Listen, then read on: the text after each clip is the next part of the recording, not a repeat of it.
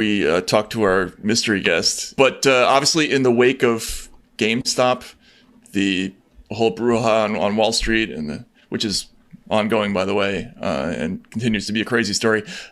We heard from some of the country's leading commentators, including old friend Tom Friedman, friend of the show, friend of show Tom Friedman, who was interviewed by Andrew Ross Sorkin, another friend of show, and they had this exchange, which I think is, if anybody who knows Thomas Friedman knows that the man is famous for his metaphors. He has like a unique ability to make images that don't agree with one another or don't make sense. Right. Like one of them being, his rule of holes. When you're in 3 holes, stop digging. You can't be in 3 holes. But here is Tom Friedman's metaphorical analysis of GameStop, which I thought we should spend just a few minutes on. Welcome back to Squawk Box this morning. The Reddit rebellion of high-flying stocks putting a squeeze on traditional capitalism. And joining us right now for a look at the challenges ahead, New York Times foreign affairs columnist Tom Friedman. His latest column, Made in the USA, Socialism for the Rich, Capitalism for the Rest. And your column speaks to what we've seen happen in the markets this week and what this Reddit army, in fact, believes and what they're fighting against. Well, Andrew, I see the whole thing is like I'm watching a giant National Geographic nature film. This is how I would actually explain it to a young person who's trying to understand what happened. I mean, like a 5-year-old. First, there were these people called lions. They're long sellers. These people called lions. They noticed a wildebeest that seemed to be hobbling. It was called GME stock, and they ate it. This stock was $163, went down to $4. Then along came the hyenas. They're called short sellers, and they fed off the carcass of GME. And these hyenas, they're magical hyenas, they actually made the carcass grow 50% larger than it really was. That's so accessible. Called short right? It simplifies it. A whole new group. Yeah. Okay. And they were vultures who ate the hyenas, basically. And the really smart vultures ate and flew away when the stock was $500. The dumb ones are going to stick around and keep eating. And in the end, the lions will come along and eat them, and the stock will eventually go back to $4 or $5. It's the circle of life. Hakuna Matata, baby. Hakuna Matata, baby.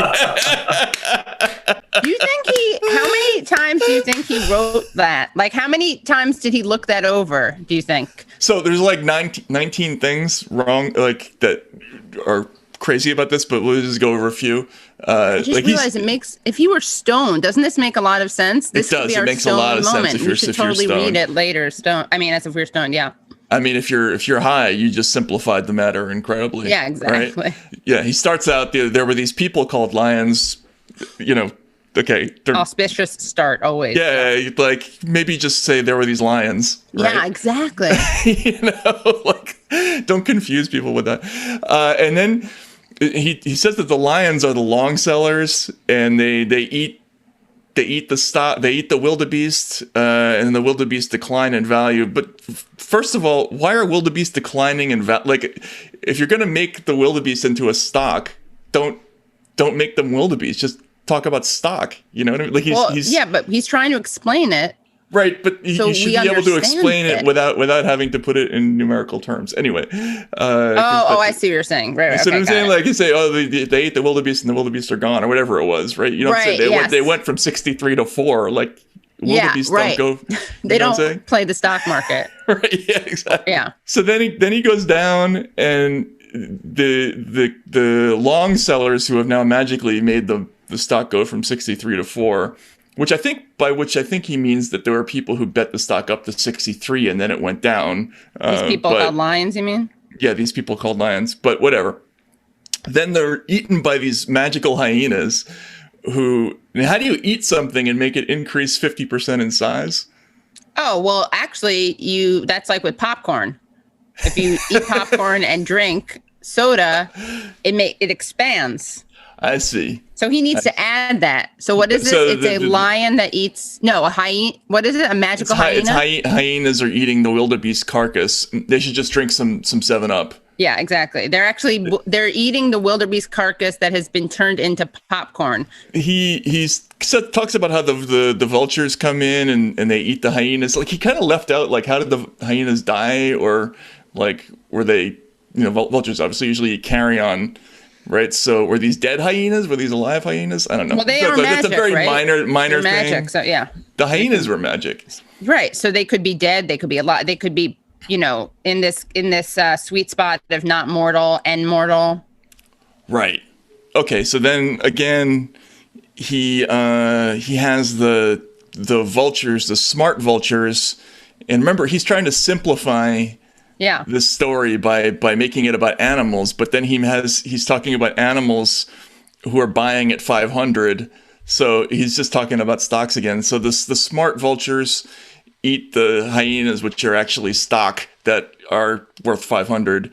Right. And then they fly away, and the ones that are remaining are eaten by the lions, who remember are supposed to be the long sellers, except that they're eating at 500, and they're gonna I guess digest it for. So that I think what he actually means is short, but it's just complicated. How old are your kids, Matt? 7, 5, and 3. Okay, so what I think we should do by next week is you should show them this and see if they get it. Well, of course they'll get it. The only question is which age drops off. Because I'm predicting the 7-year-old. What is it? 7 and what? 7, 5, and 3. I think the 7 and 5-year-olds are going to get it. The 3 maybe won't. And that is, and if they don't get it, you're going to have to get them tested. Right. Yeah. Well, because it's also clear. Simple. Yeah. Yeah. That would be great. Everyone film your kids responding to this. I want a split screen, or send it to us. We'll do a split screen. I feel bad for Tom because he, obviously made fun of him a lot over the years, and I kind of swore that I wouldn't. But then he went ahead and did something like this. Then he did this. It's just too funny. Like, I'm sure I'm missing a whole lot, and if there are people out there in the show who want to point out some other things about how not to do a metaphor or an analogy, but this one was amazing. Because remember, they're trying to make this simpler. I mean, how could I not remember? It was very simple for me. I found it very accessible. Very, very, very strange. Yeah. So that was a classic. I think we had to at least touch on that. If you were doing your famous vampires, what was your Goldman Sachs? A great vampire squid wrapped around the face of humanity. Yeah. Okay, so how would